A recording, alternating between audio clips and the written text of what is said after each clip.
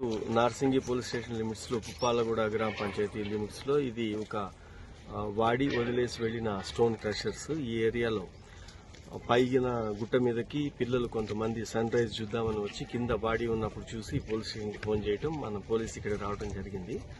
ఒక 30-35 ఇయర్స్ ఉన్న ఒక అతను మేల్ పర్సన్, అతనికి కత్తిపోట్లు ఉన్నాయి. తర్వాత బండరాయితో ముఖం కూడా పగలగొట్టి తల పగలగొట్టింది.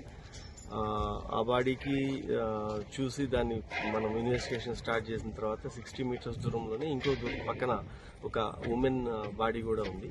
అది కూడా హెడ్ ఇంజరీతోనే ఆమె చనిపోయి ఉంది. ఆమె లోయర్ పైజామా తీసేసి ఉంది. కాబట్టి ఇది ఈ రెండు మర్డర్స్ ఒకటే చేసి ఉండొచ్చు. బహుశా ఇది లాస్ట్ నైట్ అయింది. ఇప్పటి వరకు ఇంకా క్లూస్ లేవు. వాళ్ళ దగ్గర ఉన్న ఇక్కడున్న ఆధారాలు ఇవన్నీ తీసుకొని సీసీటీవీస్ బట్టి ఇన్వెస్టిగేషన్ చేస్తూ ఉన్నాము. ముందుగా ఈ మృతులు ఐడెంటిఫై అయితే తర్వాత ఈ నేరస్తులు ఎవరు చేసి ఉండొచ్చు అనేది, రీజన్ ఏదైతే ఏమి ఉండొచ్చు అనేది ఇప్పుడు తెలుస్తుంది. ఆ పనిలో ఉన్నాము. ఇక్కడనే మర్డర్ అయినట్టు కూడా ఇక్కడే వీళ్ళిద్దరి మధ్యలో ఒక 60 మీటర్స్ ఉంది. ఇదే సీన్ లో 2 మర్డర్స్ అయ్యాయి. 30-35 ఉండొచ్చు ఇద్దరికి కూడా.